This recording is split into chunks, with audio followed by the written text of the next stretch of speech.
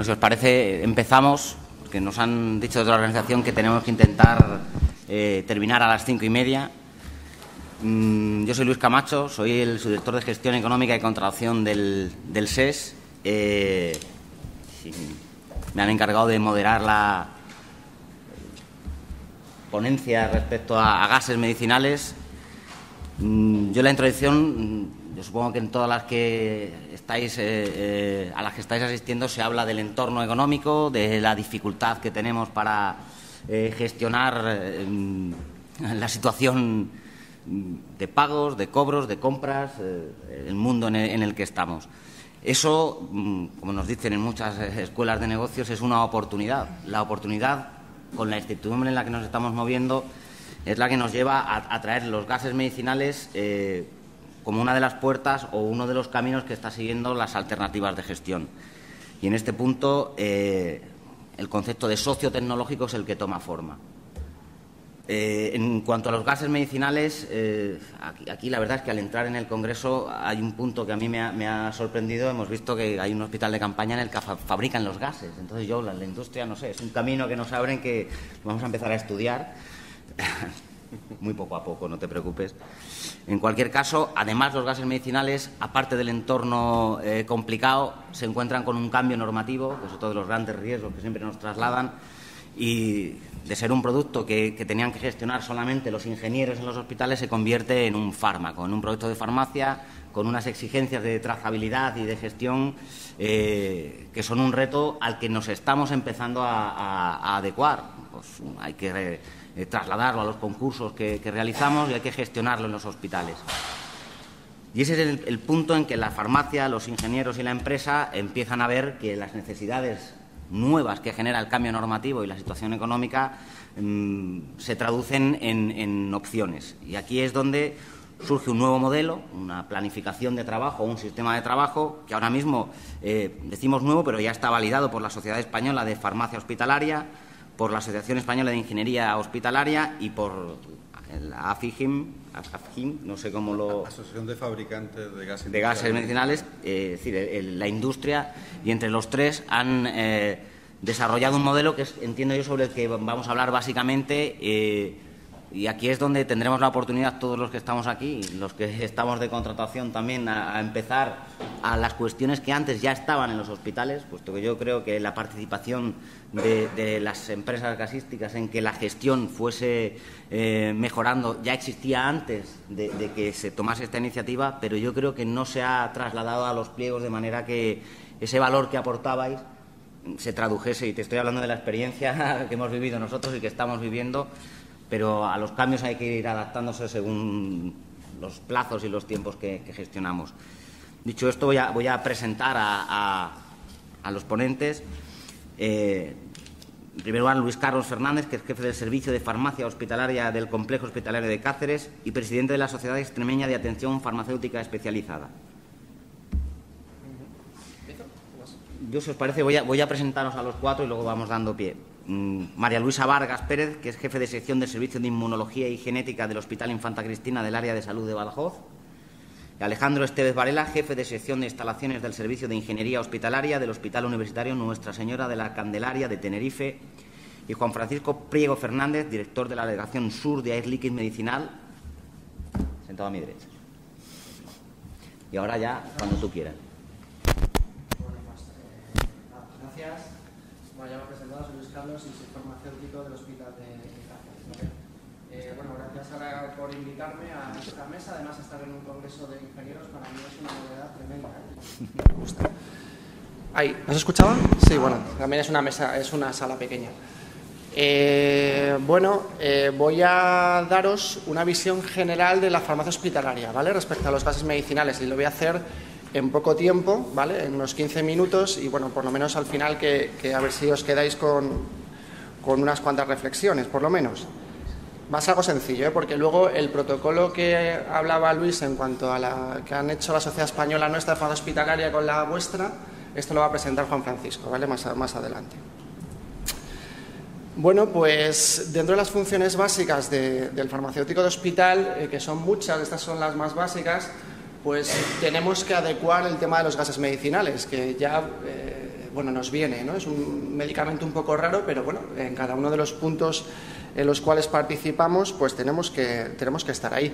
Y de hecho, bueno, pues los procesos básicos del proceso farmacoterapéutico, la selección, prescripción, dispensación, todo esto, que es lo que voy a abordar luego un poquito más adelante, más detenidamente, solo un par de pinceladas, en donde en farmacia pues estamos de manera activa o pasiva, teniendo una responsabilidad en cada uno de ellos, pues esto lo tenemos también que acoplar a este medicamento especial que son los gases medicinales. Antes de empezar con el proceso farmacoterapéutico, digo, bueno, voy a buscar un poco de sinergia con los ingenieros. Aparte de los gases medicinales, que ya sabemos, pues si conocéis, que me imagino que sí, los que trabajáis en hospital, los servicios de farmacia hospitalaria, pues nos suelen gustar las máquinas, ¿vale? Y los robots. Quien más y quien menos tenemos automatizado algún servicio o alguna parte, entre otras cosas, porque creemos que esto es bastante eficiente, porque además aumentamos en seguridad y porque nos da mucha información, ¿vale? O sea, que tenemos en común, yo creo, esto. Bueno, voy a entrar un poquito en materia. Estas son las leyes que dictaminan los gases medicinales, la ley del medicamento, que es la ley del medicamento antigua, que ahora ya se llama de garantías y uso racional de los medicamentos, el Real Decreto, por el que se regula el procedimiento de autorización y registro y que deroga este otro, y la Real Farmacopea Española. Esto no tiene mayor interés.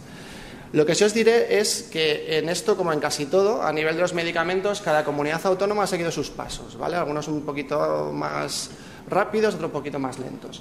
Nosotros aquí en Extremadura, solamente hasta diciembre de 2012, no hemos ya homogenizado la gestión de los gases medicinales. ¿Qué quiere decir? Que antes de diciembre de 2012 cada hospital hacía un poco lo que podía, ¿vale? Es decir, en algunos hospitales participaba más mantenimiento, en otros farmacia, etcétera, ¿vale? Ya en diciembre de 2012 nos obligan, a través de un concurso centralizado que hay en los servicios centrales de gases medicinales y que, bueno, que ha demostrado bastante eficiencia a nivel de que ha disminuido el gasto, nos obligan a que ya seamos los servicios de farmacia sí o sí lo que nos encarguemos de la adquisición de los gases medicinales. Quizás si sois de otras comunidades autónomas, haya pasado algo diferente. Bueno, sabemos que son medicamentos, ¿vale? Pero ¿por qué son medicamentos los gases medicinales? Bueno, pues fundamentalmente esa es la definición de gas medicinal y toda esta parte que os pongo en rojito, es decir, el tener propiedades para prevenir, diagnosticar, tratar, aliviar o curar enfermedades o dolencia, es el denominador común que tienen todos los medicamentos, ¿vale? Entonces, bueno, pues aparte de tener su proceso de autorización en base a investigación, a ensayos clínicos y demás, sobre todo tienen que tener esto. Lo cumplen, con lo cual son y deben ser catalogados como medicamentos. ¿Y cuáles son? Pues bueno, tampoco voy a entrar en materia, pero yo creo que lo sabéis perfectamente, ¿no? Oxígeno, nitrógeno, protóxido, óxido nítrico, etcétera, etcétera. Bueno, empezamos a analizar un poco el proceso farmacoterapéutico paso a paso. Desde el punto de vista de la farmacia hospitalaria, ¿vale? Os cuento siempre. Dependiendo de un paso u otro, evidentemente, pues habrá más participación de un servicio de mantenimiento o el servicio clínico, que es el que al final lo utiliza. Bueno, empezamos por la selección, ¿vale? Lo primero que tenemos que hacer es seleccionar. En este punto yo creo que el servicio de farmacia hospitalaria hace una función bastante importante porque nos encargamos un poco de ver cuál es la guía farmacoterapéutica del hospital, es decir, cuáles son los medicamentos que necesitamos para los pacientes del hospital. Tenemos una guía de inclusión de nuevos fármacos, por lo tanto, si hubiese una incorporación de un gas medicinal nuevo en el hospital, de hecho nosotros tenemos ahora una solicitud de óxido nítrico para distrés respiratorio, pues tiene que pasar todas las fases que tiene que pasar un medicamento, ¿vale? Una inclusión en guías, una solicitud por un servicio clínico, la inclusión en la guía GIF, etcétera. Nosotros, desde el punto de vista de medicamento, evaluamos muchas cosas, pero fundamentalmente tres pilares: efectividad, seguridad y coste, ¿vale? Aparte de otras características, pero fundamentalmente esos tres. Y bueno, pues intentamos también llevar a cabo cuál es el impacto económico del medicamento que vamos a introducir, por ejemplo, como os digo, el óxido nítrico que tenemos pendiente de comisión. Y bueno, esta es una copia de nuestra guía de inclusión de nuevos fármacos dentro del hospital, está avalada por el Ministerio y yo creo que más o menos lo utilizan prácticamente la mayoría de los hospitales en España. Y bueno, ¿dónde evaluamos los medicamentos? ¿Dónde deberíamos evaluar la inclusión de los gases medicinales en el hospital? Pues en la comisión de farmacia, ¿vale? Nosotros en todos los hospitales tenemos una comisión de farmacia terapéutica, Os comento que aquí en Extremadura hay una comisión, también depende de las comunidades autónomas. En Extremadura tenemos una comisión de farmacia autonómica también, ¿vale? Que nos reunimos unas 5 o 6 veces al año. Y bueno, pues solemos intentar decidir cosas que sean así como de mayor impacto o que veamos que pueda haber una mayor inequidad dentro de la comunidad. Pues estos gases medicinales deberían de pasar por comisión de farmacia, ya sea la del hospital o autonómica. Hemos seleccionado el gas y tenemos que adquirirlo. Bien, la adquisición, como os digo, hoy por hoy aquí en Extremadura, y yo creo que en la mayoría de las comunidades autónomas, es algo que tenemos que hacer los servicios de farmacia hospitalaria. Y bueno, la gestión de precios también, en nuestro caso hay un concurso centralizado, con lo cual, pues por un tiempo, en el tiempo que dura este concurso, nos olvidamos porque ya está, pero bueno, pues si no, tendría que haber una negociación directa con los laboratorios implicados. Y bueno, pues igual que cualquier otro medicamento, si son fórmulas magistrales tenemos que llevar a cabo la normativa que tenemos para ellas, y si se usan en indicaciones que no están aprobadas, porque al ser medicamentos los gases medicinales tienen sus indicaciones aprobadas, pues deberíamos tratarlo como lo que antiguamente se llamaba uso compasivo, que ahora se llama simplemente fuera de indicación, ¿vale? Un off-label también. En esto aquí en Extremadura también tenemos una comisión para esto, es decir, si el gas medicinal se va a usar en una indicación que no es la aprobada, debemos de solicitar autorización a la Comisión de Uso Compasivo de Extremadura. Esta foto, no os lo he dicho antes, esta foto que tenemos aquí abajo es nuestro hospital nuevo, que llevamos esperándolo como 10 años. Espero que a ver si ya dentro de poco, pues bueno, ya lo tenemos. Recepción de evolución. Aquí el servicio de mantenimiento es clave, por no decir prácticamente es el que lo lleva a cabo. Yo no conozco, mira, antes estaba hablando con Juan Francisco, me estaba diciendo que en Granada van a hacer una mega obra y a lo mejor incluyen los gases medicinales dentro del hospital, pero yo no creo que haya ningún hospital o casi ningún hospital de España que incluya el botellaje de gases medicinales, bueno, y mucho menos depósitos y tal, dentro de los servicios de farmacia hospitalaria, que en teoría es donde debiera estar. Entonces, bueno, pues hoy por hoy están los servicios de mantenimiento y, bueno, pues el servicio de mantenimiento y ahí pues vosotros ya sabéis que pues tiene que tener la recepción adecuada, el registro de los albaranes y tal. Este es quizás un punto también un poco conflictivo, porque claro, daros cuenta que nosotros lo pedimos desde un lado y mantenimiento lo recepciona desde otro lado, con lo cual tiene que haber bastante comunicación entre los dos servicios y aquí suele haber, como no haya una buena red, suele haber bastante lío. El almacenamiento pues también es algo totalmente exclusivo del servicio de mantenimiento, por lo mismo que os he dicho antes. Nosotros en farmacia no tenemos sitio, pero bueno, igual que cualquier otro medicamento, pues hay que establecer unas normas de temperatura, de humedad, de control de caducidades y todo esto, ¿no? El registro de movimientos. La manipulación es otro punto importante. Debemos de establecer protocolos dentro del hospital, los diferentes pasos del gas medicinal para evitar esa inequidad de uso y sobre todo también a la hora de la administración de los mismos. Y bueno, la prescripción es un tema ya puramente de la unidad clínica, ¿vale? Del médico en cuestión. ¿Dónde podemos ayudar los servicios de farmacia hospitalaria a la prescripción de gases medicinales? Pues fundamentalmente en elaboración de protocolos, en información de medicamentos y, ¿por qué no?, también en impulsar estudios de utilización, igual que hacemos con otros medicamentos, ¿vale? Para ver cómo se están utilizando los gases medicinales dentro del hospital y, bueno, cuáles son las indicaciones y los servicios que lo están consumiendo. La dispensación, aunque es un acto puramente farmacéutico, ¿no?, la dispensación activa, pues en este caso también se lleva a cabo por los servicios de mantenimiento, en tanto en cuanto los gases medicinales se encuentran allí.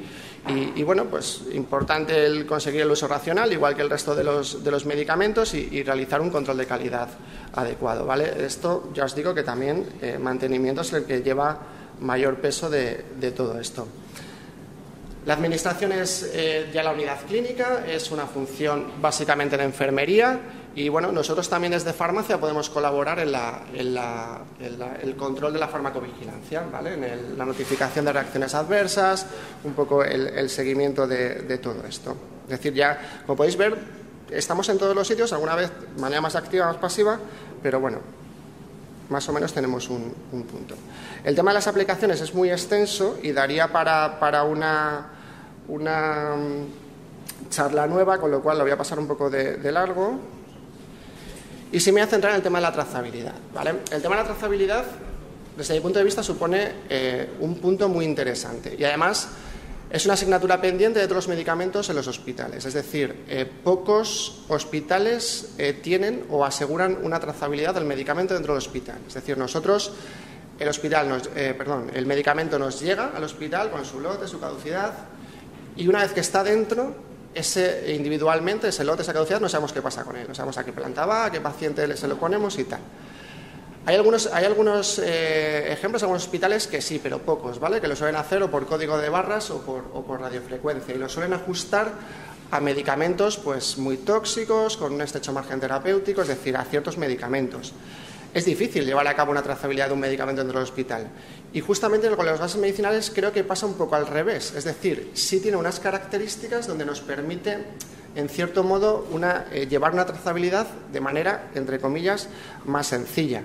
Y de hecho, bueno, pues hay algunos software, este es uno de ellos, Stelio, que es el de Air Liquid, en el cual nos permite mantener una trazabilidad del gas medicinal dentro del hospital. Y esto es muy interesante, pues porque a la hora de haber alguna alerta, reacciones adversas, bueno, pues sabemos dónde ha ido, a qué paciente se le ha suministrado y todo esto. Este es un punto, yo creo que interesante de los gases medicinales.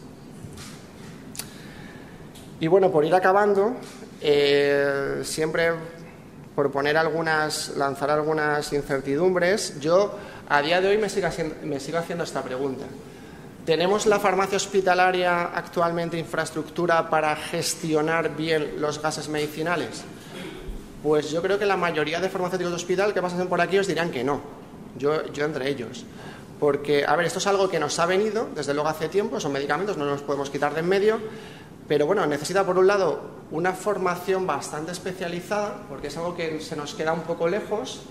Por otro lado, no tenemos infraestructura logística, eso es lo que os he dicho antes, y por otro lado no tenemos tiempo, las cosas como son. Tenemos una carga asistencial bastante elevada, y yo, que ahora me estoy ocupando desde que llevo la gestión y hace un par de años pues me di cuenta que con los gases medicinales no llego, o sea, no puedo dedicarle el tiempo que me gustaría dedicarle. Con lo cual yo creo que esto también es un punto crítico. Más puntos críticos pues, que se me ocurrían, por lanzar algunas preguntas, pues bueno, el tema de las comunidades autónomas, que os he dicho anteriormente, que esto es así, ya no solo con los gases medicinales, sino con el resto de medicamentos. Cada uno muchas veces hacemos un poco la guerra por nuestro lado y creo que es un error. El tema de los centros sociosanitarios, ¿vale? Que este también, si os acordáis o si sabéis, el año 2012 el Ministerio sacó un Real Decreto de contención del gasto farmacéutico y bueno, una de sus líneas de actuación era que los centros sociosanitarios de más de 100 camas, la medicación la debíamos dar los servicios de farmacia hospitalaria, ¿vale? Aquí en Extremadura ya llevábamos haciéndolo tiempo, eso es verdad también. Yo que llevo aquí desde el 2006, ya desde el 2006 lo llevábamos haciendo. Los gases medicinales son medicamentos y deberíamos incorporarlos ahí y no están incorporados.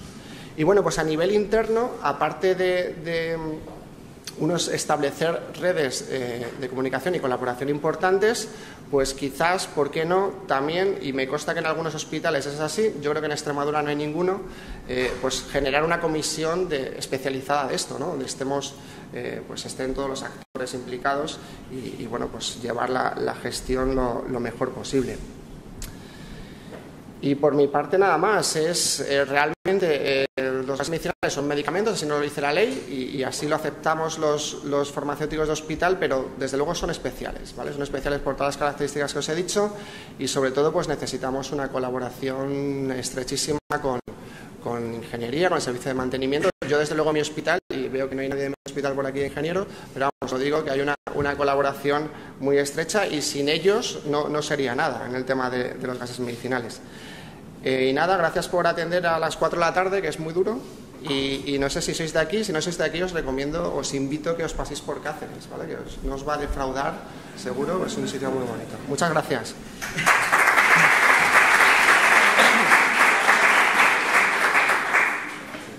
Dejamos las preguntas para cuando terminen todos los ponentes, vamos avanzando. María Luisa.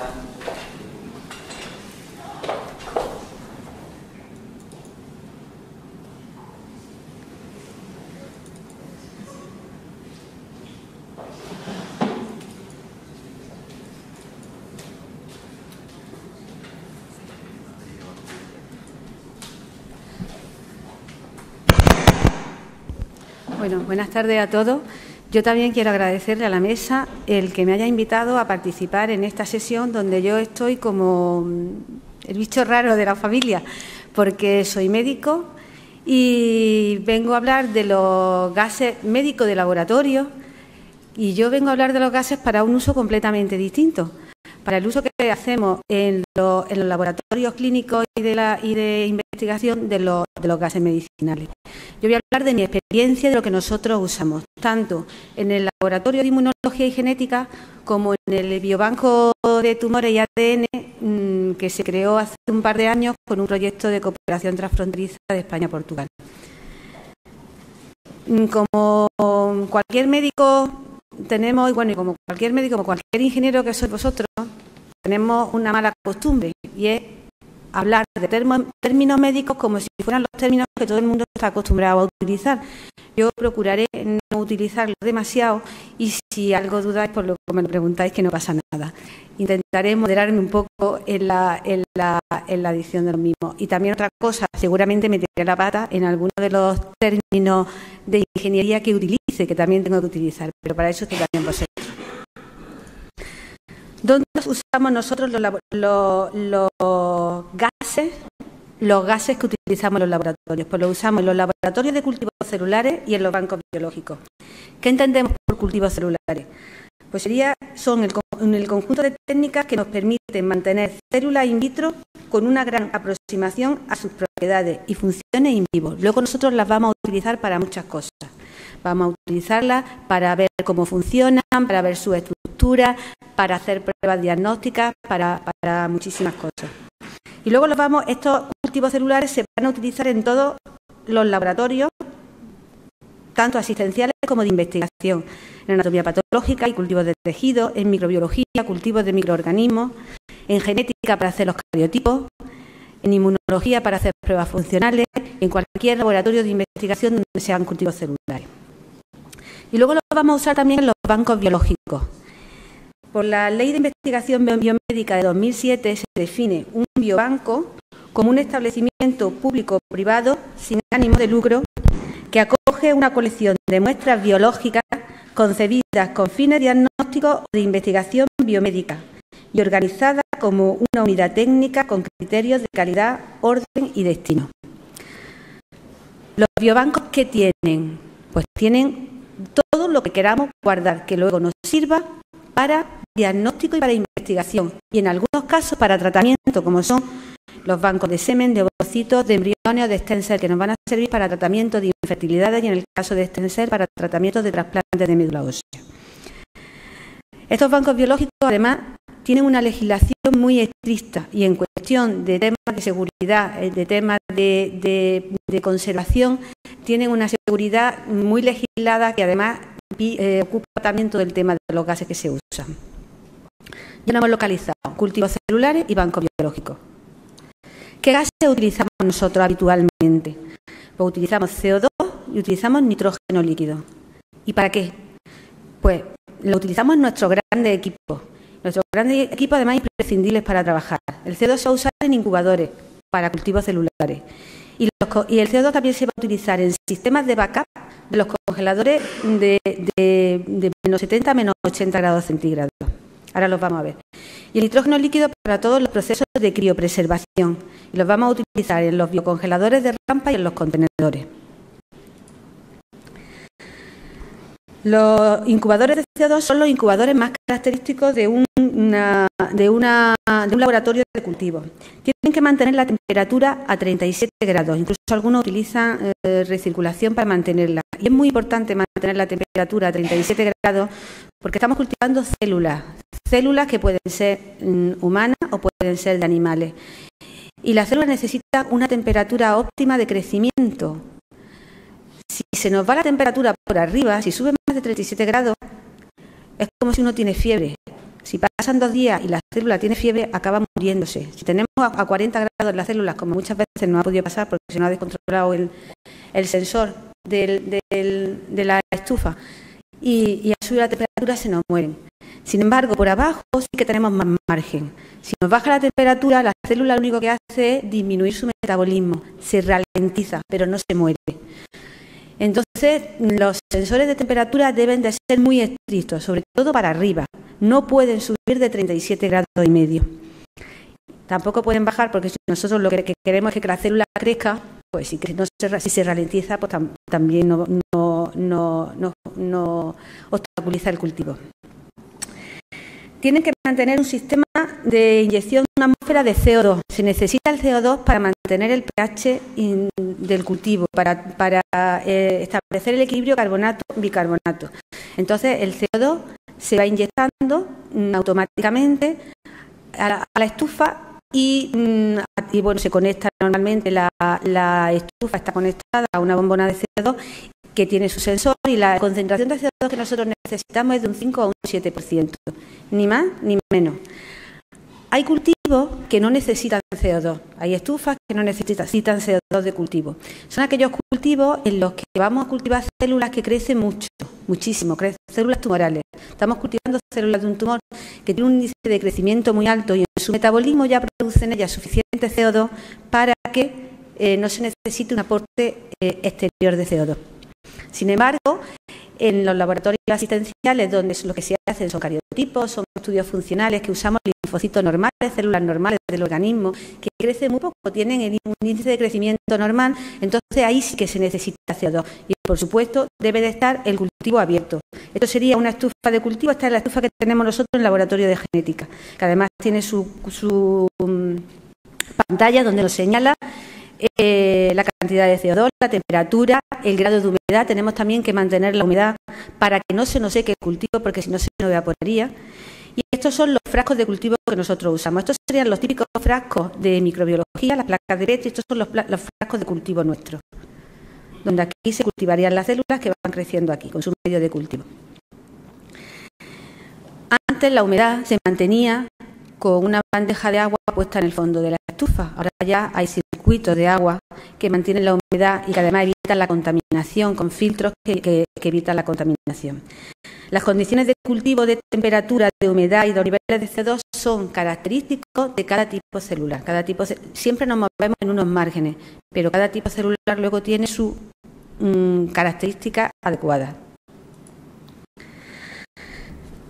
¿Qué son los congeladores de menos 80 grados? Aquí os enseño dos. Esto es del biobanco en el hospital, el biobanco de ADN y de tumores. Son congeladores que llegan a una temperatura de menos 80 grados, que nos sirven para almacenar reactivos que no se nos pueden estropear, porque hay otros que se pueden almacenar a menos 20 o a menos 30, y además también muestras que puede ser suero, plasma o ácidos nucleicos. En el biobanco vamos a guardar suero, plasma y ácidos nucleicos. En los laboratorios de inmunología guardaremos suero y plasma. El almacenaje a menos 80 evita que se nos degrade la muestra y nos permite conservarla durante años. Y además requieren una alta seguridad. Todos estos congeladores, nosotros tenemos 4. Aquí tenemos el número 2 y el número 3. Todos estos congeladores tienen un sistema de backup de CO2 que sirve para mantener la temperatura en caso de que haya un corte de luz. Las muestras que están aquí guardadas no pueden sufrir procesos de congelación, descongelación. Son muy importantes y se altera. La congelación y la descongelación se altera. Y por eso, sobre todo en los biobancos, debe de haber medidas de seguridad muy estrictas. Estas muestras deben de ser de mucha calidad y la calidad se mantiene manteniéndolas bien. Entonces, nosotros el sistema, el congelador, se une a la bombona de CO2 a través de sus tubos, de sus sensores, y cuando cae la temperatura en el frigorífico, cuando baja a menos de un nivel que nosotros podemos, o sea, no cuando baja, cuando sube la temperatura, cuando se va calentando, nosotros lo tenemos puesto en menos 65 grados, entonces salta la alarma, salta una alarma remota que tenemos aquí y empieza a funcionar el sistema backup para mantener la temperatura. En estas salas de congeladores de los biobancos, además de tener un sistema backup de CO2, hay que tener otras medidas de seguridad. Habría que conectar los congeladores, hay que tener el sistema de alarma externo. Cuando salta la alarma, empieza a llamar a teléfono del personal que trabaja en el biobanco y al personal de mantenimiento del hospital, que es el primero que acude a ver lo que está pasando. Luego también tendría que tener un sistema de alimentación ininterrumpida, el SAI, que serviría también para evitar esos cortes de luz. Y además había otra cosa que ya no me acuerdo, pero ahora lo cuento. Ah, claro, que tenemos que tener un congelador vacío. Tenemos que tener un congelador vacío y funcionando. Es que eso siempre se nos olvida, porque es que la verdad es que es lo que más cuesta tener. Porque cuando tú justificas que tienes que comprar 3 congeladores, justificas los 3 congeladores, el cuarto te cuesta un trabajo. Entonces, hay que tener un congelador vacío y funcionando, porque si en un momento determinado falla un congelador, pues hay que meter las cosas donde sea. Nosotros, los 4 están ocupados, pero no enteros, con lo cual pues tenemos así un margen de sitio, por si nos falla uno podemos meterlo en otro. Y luego también tenemos al lado el laboratorio de inmunología, el laboratorio de anatomía patológica, que en un momento determinado, si pasara algo, es cuestión de ponerse a llevarse la muestra rápidamente a los otros laboratorios. Pero por ley tiene que haber un congelador vacío. Bueno, hemos pasado ya del CO2, ya sabemos para qué nos sirve el CO2 en un laboratorio, para la estufa y para los congeladores. Y ahora vamos a pasar al segundo proceso en el que intervienen los gases. Y es la criopreservación, que es el proceso por el cual células o tejidos son congeladas a temperaturas muy bajas, generalmente entre menos 80 y menos 196 grados, para disminuir las funciones vitales de una célula o un organismo y poderlo mantener en condiciones de vida suspendida por mucho tiempo. A estas temperaturas, cualquier actividad biológica, incluidas las reacciones bioquímicas que producen la muerte de la célula, quedan detenidas. Si queremos conservar una muestra biológica durante mucho tiempo y además que siga viva, tenemos que congelarla a estas temperaturas. Lo normal es que se congele a menos 196 grados con nitrógeno líquido, sumergiéndola en nitrógeno líquido. Si queremos llegar a temperaturas más altas, se tendría que sumergir en helio, que tiene un punto de ebullición de menos 268 grados centígrados.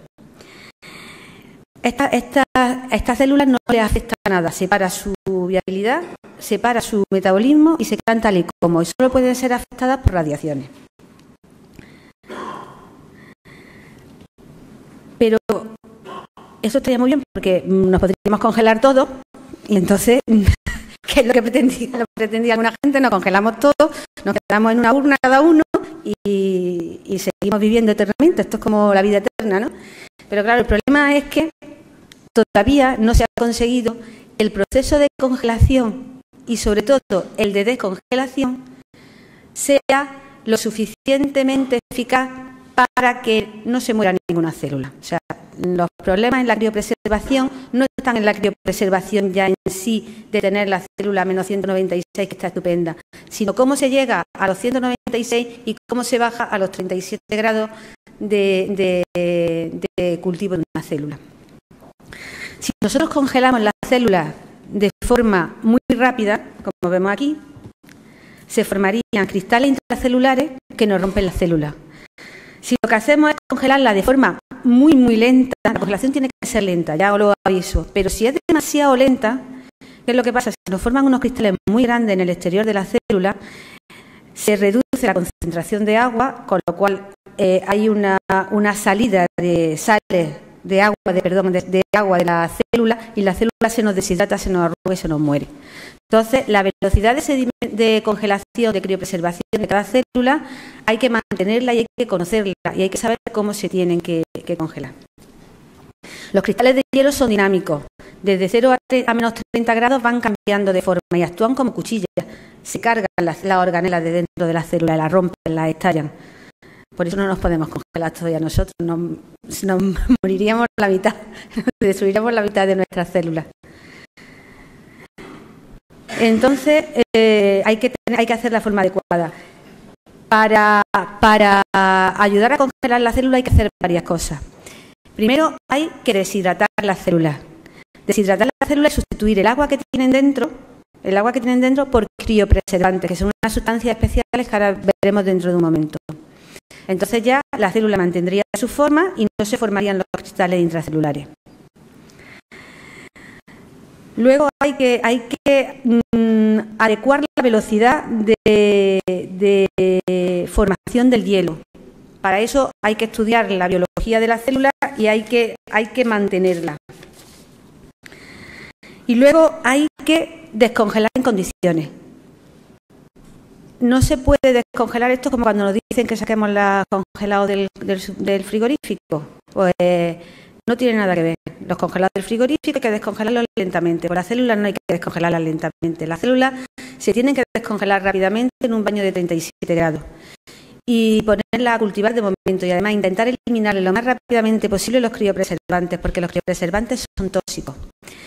Se supone que una crioconservación ha sido buena cuando después de descongelar tenemos un 50% de viabilidad. Aquí hay más de un 50%. Aquí las células viables son las brillantitas. Estos puntos brillantes son células vivas. Cuando se ha descongelado sigue habiendo el mismo número de células vivas, luego esta descongelación ha sido eficaz. ¿Qué tenemos que hacer cuando congelamos células? Congelar muchas, muchísimas. Tener una concentración alta de células, más de 20 millones por mililitro. ¿Por qué? Porque si nosotros lo queremos seguir, que sigan en cultivo, tenemos que contar con que el 50% se nos van a morir. Y para que crezcan bien tenemos que tener una concentración adecuada. ¿Y qué son los criopreservantes? Pues son esas sustancias que permiten el mantenimiento de un tejido o célula durante mucho tiempo, a baja temperatura. Tienen un problema muy importante y es que son tóxicos para las células, son muy tóxicos. Y se elimina la toxicidad o se disminuye la toxicidad cuando se manipulan a 4 grados centígrados. Entonces, ¿qué es lo que tenemos que hacer en el laboratorio cuando vamos a cultivar células? Pues procesar las células en un baño de hielo. Esto es más rudimentario. Ahora hay cosas más monas, que son cajas de estas que se meten en el congelador y ya salen fresquitas y te lo mantienen a 4 grados, pero claro, son más caras. Esto es lo más barato. Un baño de hielo con tu gradilla y con tu celulita. Y aquí lo tienes a 4 grados. Y con esto y con los criopreservantes se manipula todo a 4 grados, con lo cual estamos disminuyendo el efecto tóxico del criopreservante. Por eso después, en el periodo de descongelación, hay que eliminarlo rápidamente, porque si no se mueren también las células. Hay dos tipos de criopreservantes. Hay unos que son penetrantes y otros que no son penetrantes. Los penetrantes entran dentro de la célula y la mantienen. Y los no penetrantes lo que hacen es que le forman como una coraza por encima, las deshidratan, pero también las mantienen vivas. ¿Y cuáles son los elementos de una unidad de criopreservación? Pues estos son, los tenemos en el biobanco. Uno sería este, que es la cámara de congelación o biocongelador en rampa. Es un congelador programado por computador, donde ponemos una velocidad de congelación para cada tipo celular. Está conectado a un Ranger de nitrógeno líquido, que lo tenéis aquí, que va entrándolo, que va metiendo el nitrógeno lentamente y va subiendo la curva de congelación dependiendo del tipo de célula. Y luego las unidades de criopreservación, las unidades de almacenamiento, perdón. Esta es la que tenemos en el biobanco y una como esta, que no es esta, es la que tenemos en el servicio de inmunología. Esta del biobanco es una unidad especial que es en cámara seca. Aquí el nitrógeno líquido no está como aquí, que está libre en el contenedor. Aquí está en una doble pared que tiene este contenedor. Dentro no hay nitrógeno líquido en contacto con las células. Está solo el frío. El nitrógeno líquido está en las paredes, circulando por las paredes. Esto es más seguro, porque hay que conocer que el nitrógeno líquido es muy peligroso a la hora de manipularlo. Hay que tener mucho cuidado, sobre todo hay que usar la cabeza y no el sentido común, como dicen, y no hacer tonterías. El nitrógeno líquido es muy frío. Hemos dicho que está a menos 196 grados. Quema. Cuando uno manipula y saca las muestras, se puede quemar, puede salpicar, nos puede dar en los ojos. Y además no solo eso, sino que el gas de nitrógeno en el que se puede transformar esto cuando hay un escape es inodoro, insípido, incoloro y mortal. Sustituye al oxígeno y puede producir asfixia. En todos los sitios donde hay contenedores de nitrógeno líquido debe de haber salida al exterior, aquí como esta. Y luego debería de haber también, nosotros lo tenemos en el biobanco, controles sensores de concentración de oxígeno. Cuando baja la concentración de oxígeno a una cantidad determinada, empieza a pitar y no puede entrar hasta que no se libere. A la hora de manipular el oxígeno hay que usar guantes de este tipo. Digo que hay que usar porque no lo usamos. Yo no lo uso. Yo siempre he usado un par de guantes porque es que es imposible coger nada con estos guantes.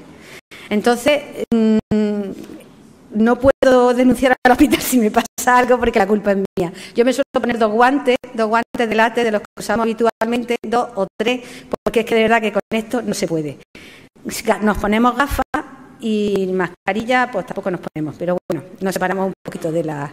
Y es peligroso porque además, como toque algo con las manos con el nitrógeno líquido, se queda pegado y la piel se queda pegada en el nitrógeno líquido.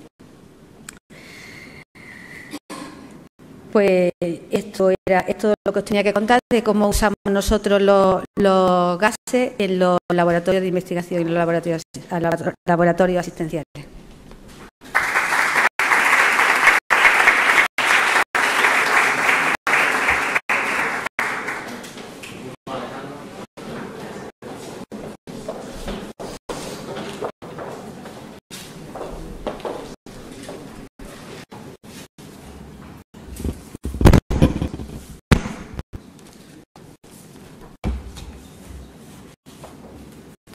Buenas tardes. Soy Alejandro Esteves del Hospital La Candelaria en Tenerife y la verdad es que me pregunto qué hago aquí porque realmente me han invitado a hablar de la gestión de gases y algunos se acordarán, otros no, otros se durmieron en su momento, pero en el 2011 hicimos una ponencia muy interesante sobre el nuevo concurso que estábamos montando sobre la gestión de gases medicinales, un concurso que nació de una idea loca en el año 2009, que fue planteada a Air Liquide, que fue recibida por Juan Francisco Priego y por Juan Izquierdo y se trabajó bien. Se sacó una criatura un poco extraña que la gente miraba de una manera media rara, porque empezamos a plantearnos la posibilidad de cambiar el simple suministro que existía hasta ese momento, esa compra directa de un producto casi de manera industrial, 20 botellas de oxígeno B50, 5 botellas B5, era como el que compraba los gases para el taller de su casa, a darnos cuenta de todos los servicios anexos a ese suministro que teníamos. Hasta tal punto, y tan importantes eran, que planteamos pasarlo a un servicio, y de hecho lo hemos sacado como un servicio. Realmente nosotros con Air Liquide, que es el que ahora mismo tenemos la contratación de los gases, no tenemos una compra de producto, tenemos una compra de servicio, de un servicio de suministro de gases medicinales, porque realmente, ahora se ha visto con el paso de los tiempos, esto ha ido evolucionando hacia el servicio.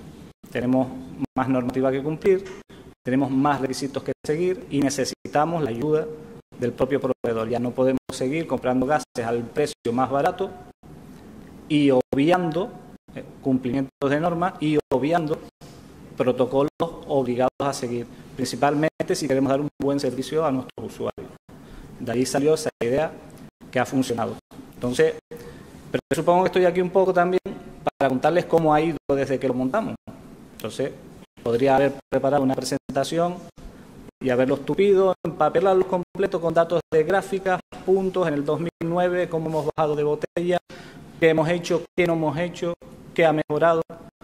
Pero los datos son datos, me los creo porque me lo dice Alejandro, o no me los creo porque lo está diciendo para decir que qué bueno es él. Con lo cual, que es algo que voy a obviar, no vamos a poner datos. Sí les puedo decir cómo hemos gestionado ese programa, cómo está funcionando y a dónde queremos llegar. Lo primero que tengo que decir es que parece muy bonito y viendo el artículo que de hecho ha salido en el anuario de este año, un resumen de la ponencia, que les invito a que lo lean todos para que se pongan un poco, recuerden un poco las locuras que estamos haciendo. Si lo vemos fríamente, es un sistema que está funcionando en el Hospital Candelaria, pero que no sirve para ningún otro hospital. No sirve. La fórmula magistral no la tenemos. Y el que venda la fórmula magistral está equivocado. Nosotros tenemos algo hecho a medida. Hemos solicitado un traje a medida. Y eso es lo que tenemos que ir buscando. No podemos decir, sí, qué estupendo, vamos a copiar esto, que esto va a funcionar en mi hospital, esto va a funcionar en mi centro. Hay que preocuparse de buscar las prioridades, los puntos de mejora y solicitar un traje a medida. Y les puedo decir que las empresas suministradoras de gases medicinales están en total disposición de hacernos un traje a medida, porque tienen esa capacidad. De hecho, solo hay que ver los productos que han ido saliendo. Por ejemplo, hablo más de Air Liquide porque es con la que estoy trabajando ahora mismo. El programa Coral, que realmente es lo que nosotros tenemos, es un centro de gestión de gases que lleva otros servicios, que lleva otras ayudas, que nos facilita el trabajo, que nos da herramientas que de otra manera no tendríamos para poder controlar lo que es la gestión de gases. ¿Y por qué digo lo del traje a medida? Porque pueden leer el artículo, pueden preguntarme a mí y decir, sí, pues te funciona bien, pues es verdad. Has conseguido en estos años reducir el gasto en gases medicinales, reducir el consumo, que parece extraño, pero reducir el consumo con la misma carga asistencial. Pero en mi hospital eso no funciona, así que no voy a entrar en lo que es el servicio de la gestión de gases y voy a seguir con el suministro. No. El contrato que yo tengo ahora mismo sirve de referencia para que vean las posibilidades, la manejabilidad, la flexibilidad que podemos tener con los proveedores de gases medicinales. Y cada uno se haga su traje a medida. Yo, por ejemplo, en Tenerife tomo un barraquito, cortado largo, leche condensada, limón, café. Para mí eso es estupendo, pero habrá gente aquí que toma café solo, cortado, té, manzanilla. Cada uno tiene que pedir lo que necesita para su hospital, para su centro, para conseguir lo que estamos hablando, un servicio óptimo. Otra de las cuestiones que vimos cuando planteamos este nuevo concurso era un poco adelantándonos al futuro, futurando un poco, en que la gestión de gases medicinales, queramos o no queramos como ingenieros, va a pasar a manos de farmacia. ¿Por qué? Porque es un fármaco y se acabó. Y el que lo quiera entender lo entiende y el que no, no, pero va a pasar a manos de farmacia. Pero que pase a manos de farmacia no significa toma un lacito, ahí te lo dejo, es un paquete, es un cántamo, como decimos nosotros. No estamos pasando un cántamo a farmacia. No. Farmacia tiene que liderar, pero nosotros tenemos que estar en la gestión. Porque farmacia, sin la ingeniería, no va a poder gestionar un contrato de servicios de gases medicinales.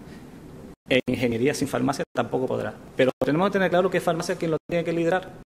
Entonces, otra pregunta que se me plantea a mí es, ¿qué hacemos nosotros hablando de gases medicinales si es farmacia la que lo va a gestionar? Estamos en un congreso de ingeniería y me estás diciendo que los gases es farmacia quien tiene que liderarlo y es farmacia, y en su congreso de farmacia han estado hablando y ellos se están reuniendo porque son ellos los que van a gestionar los concursos, los que van a contratar, los que... Sí, pero el proceso actualmente es nuestro y en nuestra mano está prepararlo para ese cambio y en nuestra mano está el estar ahí para poder trabajar junto a la farmacia en ese proceso, porque y les vuelvo a decir, ingeniería por su lado o farmacia por su lado no va a poder gestionarlo. Entonces, ya en nuestro hospital, con Javier Merino, el jefe de servicio de farmacia, se están haciendo cosas, ya incluso hemos ido a comer juntos y todo, imagínense, y se están empezando a hacer cosas. Están validando las descargas de gases, se están validando las tomas de gases, han validado el proceso de análisis de tomas de gases, porque como hacemos las analíticas anuales en las tomas de gases del hospital, farmacia ha validado el proceso, ha validado los equipos que se utilizan. Es más, para evitar intermediarios hemos puesto a hablar al farmacéutico de Air Liquide, en este caso, con don Javier Merino, con el farmacéutico nuestro, y como hablan el mismo idioma, ha ido todo como la seda. Y esa es el futuro, y cada vez más. Nosotros nos quedaremos en un segundo plano, o en un mismo plano que es farmacia, pero la gestión va a pasar a ellos. Nosotros tenemos que estar en la logística, y es donde estamos nosotros. Volviendo un poco al tema de la ponencia del 2011, por decirles cómo ha evolucionado, les puedo decir que habían dos frentes principales sobre los que queríamos trabajar. Y uno de ellos era la disminución de los consumos. La crisis estaba empezando. No voy a decir que yo lo predije, porque tampoco es así, en el 2009, pero decíamos, aquí hay que... Todos sabíamos que en ese entonces se estaba derrochando mucho. Y gases medicinales se estaban derrochando. Nosotros sabíamos que en el hospital se estaba haciendo un mal uso de un bien caro, pero se estaba haciendo un mal uso. Y lo que hicimos fue pasar la necesidad de ahorro en los consumos a la empresa.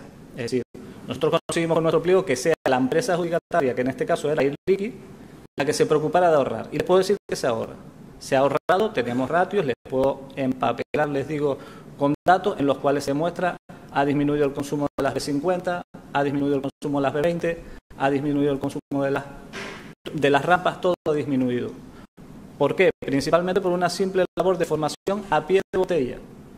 El técnico de Air Liquide, que es el que va a la botella, si ustedes revisan los partes de trabajo diarios que hacen esos técnicos en sus PDA, indica explicar al celador y al auxiliar que la botella con 50 bares no está vacía. Explicar a no sé quién, y se hace diariamente. ¿Por qué?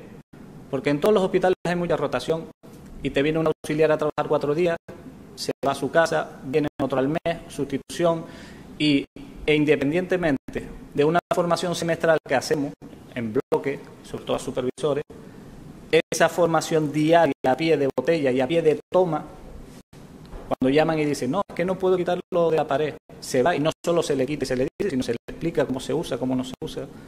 Eso es lo que ha conseguido que baje más el consumo. Y estamos consumiendo menos. Otra cuestión que también planteábamos es que al pasarle la pelota del ahorro a la empresa que iba a suministrar los gases, podría hacer obras de mejora, podría hacer inversiones que tuvieran retorno. Entonces yo les puedo decir que un problema que tiene todo el mundo ahora en los hospitales, y nosotros también en nuestro, no hay dinero para reparar. Y ya no para reparar, no hay dinero para mejorar. Aunque presentes un informe de que es amortizable en 4 meses, aunque presentes un informe que es amortizable en 6 meses, no hay dinero para hacerlo. Hay una empresa privada que también, me imagino, y espero que también estén apretados por la crisis, sí se lo puede plantear y sí lo hace.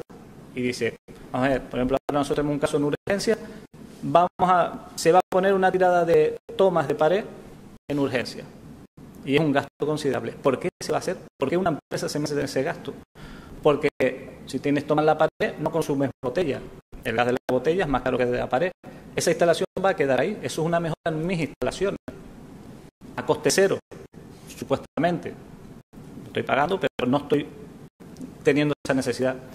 Si todas esas mejoras que hemos hecho, el gripado de tubería, revisión de todas las tomas del hospital en busca de fugas, cambios de liras en rampa y muchas otras cosas que se han hecho, pero muchas. Si sumamos todas esas cosas, yo les puedo decir que el hospital, por mucho que yo quisiera, no me iba a aprobar todos esos gastos, por muy amortizable que fuera. Y en cambio lo estoy consiguiendo. ¿Y lo estoy consiguiendo por qué? Porque estoy trabajando con una empresa que sí se ha involucrado en lo que es la gestión del servicio, la gestión de los gases medicinales, que es lo que estamos buscando. Si yo siguiera comprando gases directamente, yo tendría además que hacer esas obras.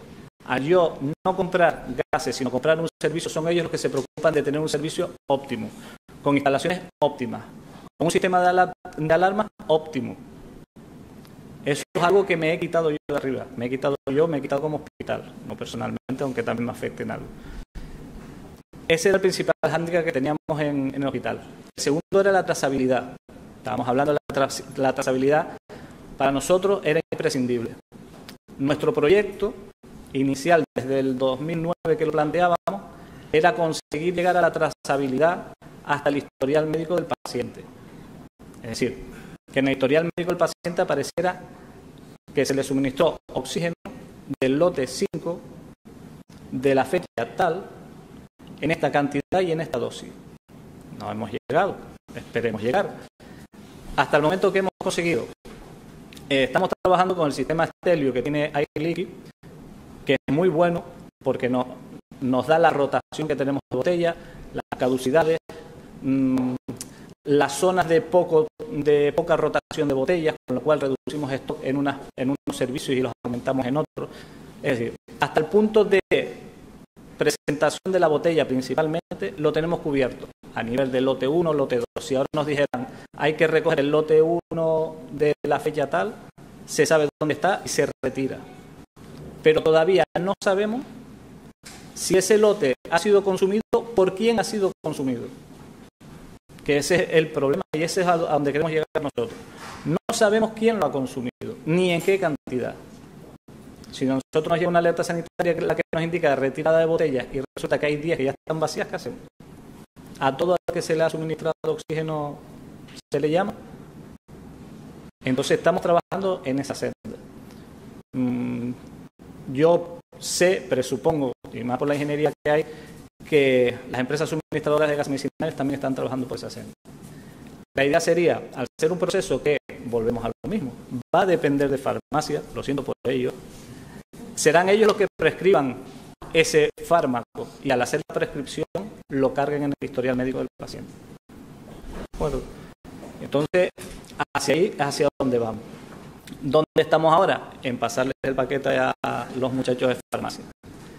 Entonces, yo simplemente estaba aquí y ya Juan Francisco me dijo que tenía que acortar muchísimo, así que vamos a cortar para que hayan preguntas, por si tienen alguna duda sobre lo que nosotros tenemos funcionando en este momento, que es un sistema de servicio, no es un suministro. Nosotros no compramos gases, compramos un servicio que lleva anexo muchas otras cosas que son más importantes que el propio suministro. Y ese paquete es fácilmente gestionable, con lo cual es fácilmente trasladable a la parte de farmacia. Y les puedo garantizar que nuestro traje a medida está funcionando. Está funcionando, es una criatura que ha crecido con el paso de los años y que cada vez va más. Y que en las reuniones que tenemos, lo único que se plantea es, ¿qué más hacemos? No que no hemos hecho, ¿qué más hacemos? En las reuniones se plantea, ¿y qué más hacemos? ¿Y cómo podemos mejorar? Y tenemos alguna queja, y esto está funcionando, pero siempre las reuniones son de ¿y qué más hacemos? Es un proceso que está creciendo. Estamos en el hospital muy contentos con el proceso porque está creciendo, está cumpliendo las expectativas y está creando nuevas expectativas sin haber llegado a su vida final. Ya estamos trabajando en el nuevo pliego, en el nuevo concurso. No estamos trabajando. Después del congreso empezaremos a trabajar en el nuevo pliego y les puedo garantizar que principalmente va a estar orientado a la parte de farmacia y vamos a necesitar inexcusablemente la parte de farmacia metida ahí. Si tienen alguna duda o alguna pregunta sobre cómo lo estamos gestionando nosotros en el hospital, pues me la pueden hacer, y de resto dejo a Juan porque me está mirando ya que no le va a dar tiempo de hacerla a él. ¿De acuerdo? Muchas gracias. Aquí.